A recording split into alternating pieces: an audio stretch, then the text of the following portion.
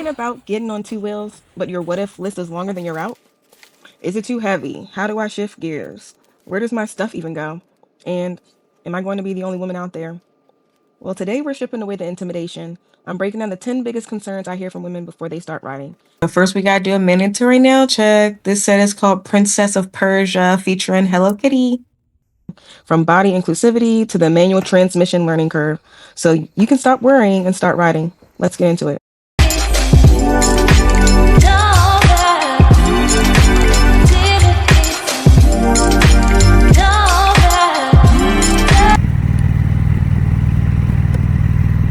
Hey, I'm Shannon. This is Acrylics and Heartbreak Garage, where glossy nails meets greasy hands.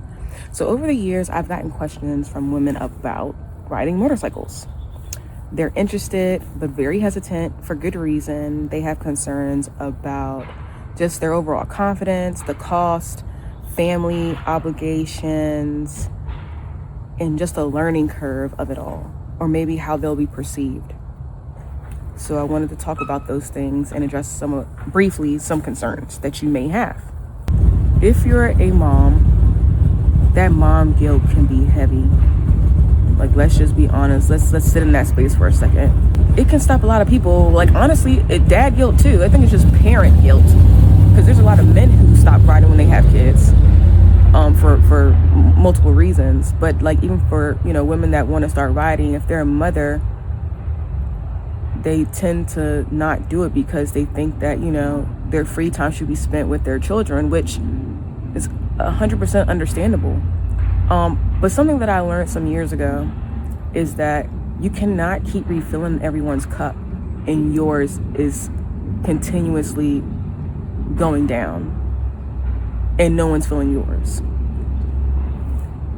You have to try your best to run on a fuller tank than you are when you're pushing out all of your energy towards everybody else, because that's what we mostly do.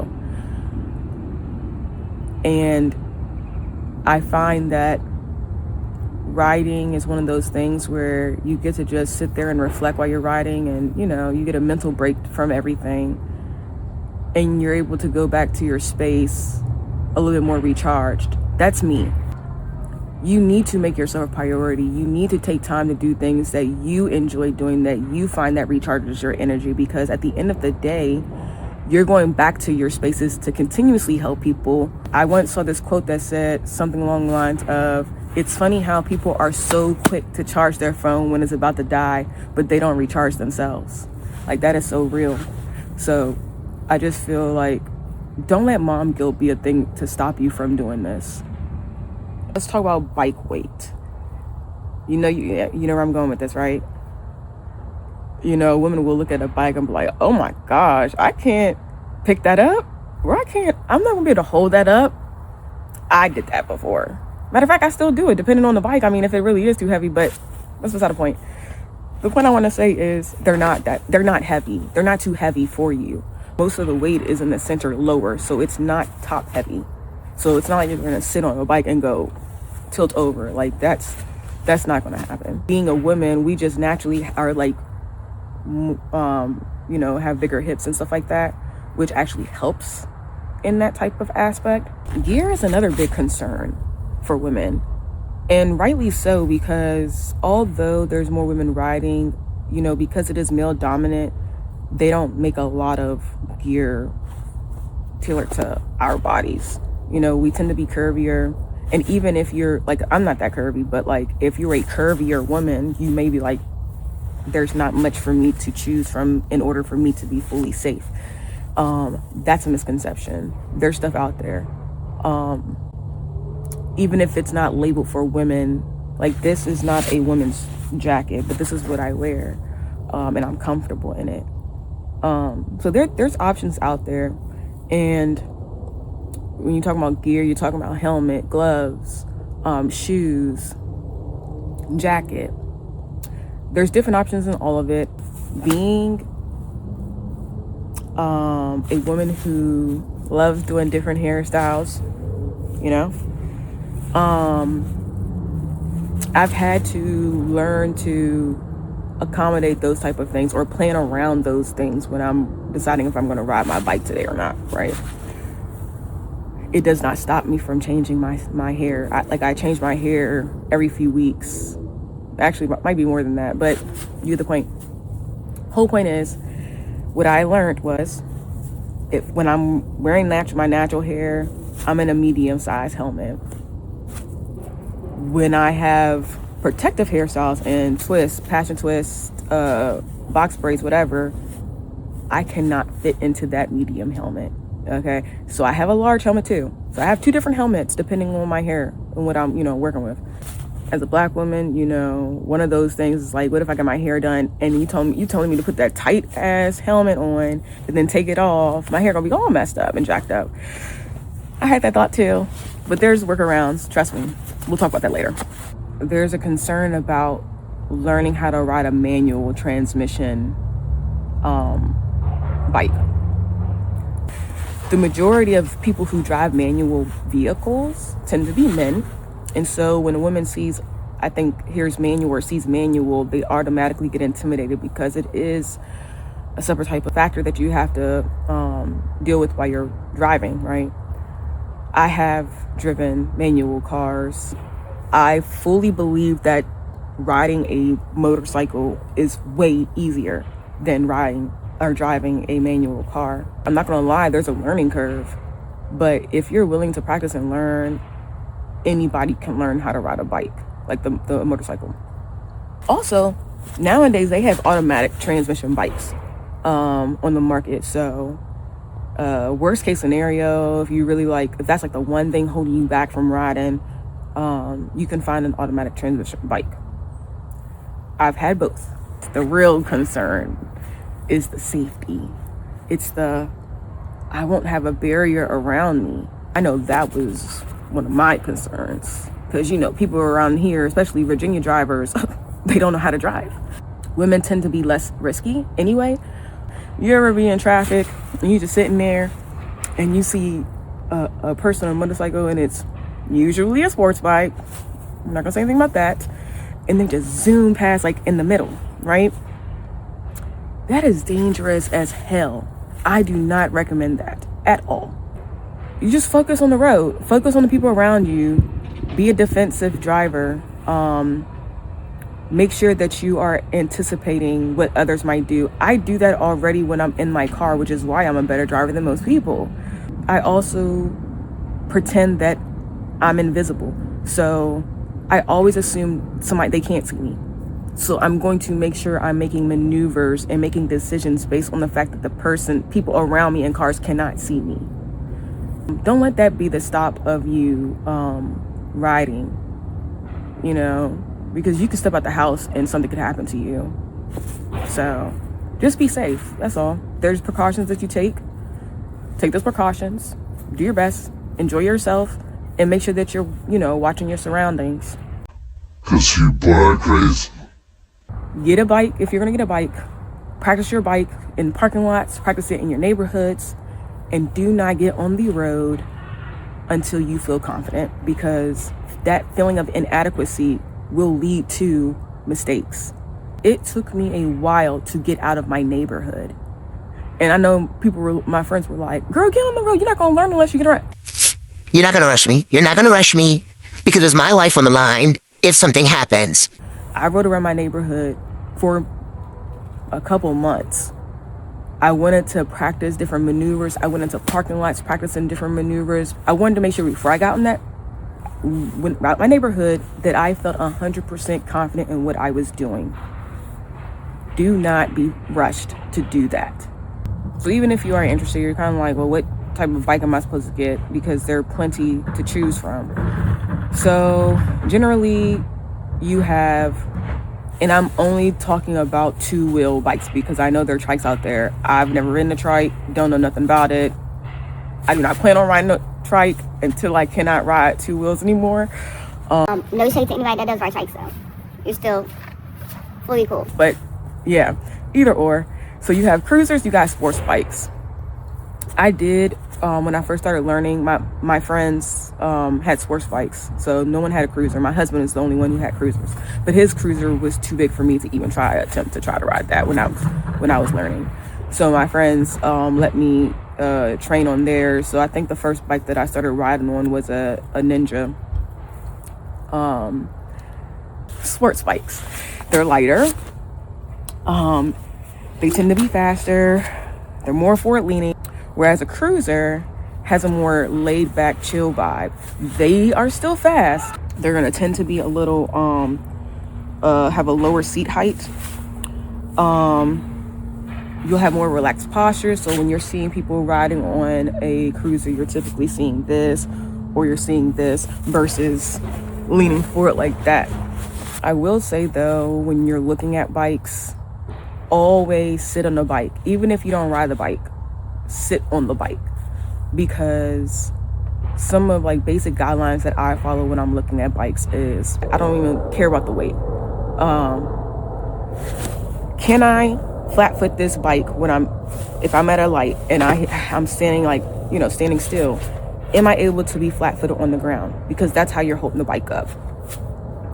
Am I able to twist fully to the left and to the right without straining or feeling a stretch or uncomfortableness?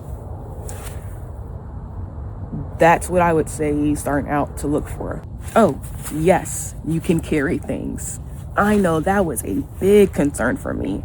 Not that I'm a bag lady or anything like that, but I do, carry my little purse on me. Granted, I don't like doing that. So when I first started riding, I was just like, I had my bike sitting here most of the time because I'm just like, every time I look at it, I'm like, I can't ride you today because I got this whole bag with me right now.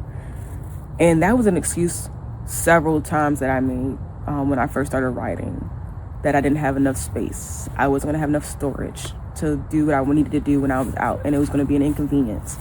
That is not the case. There's more options now. So the bike I have now has hard bags on it, which I made sure I got this time because my first bike didn't have that. I was like, you know what? This is a priority for me moving forward for another bike, so I need to have hard bags. And these things are deep, so I can carry a lot of stuff in there.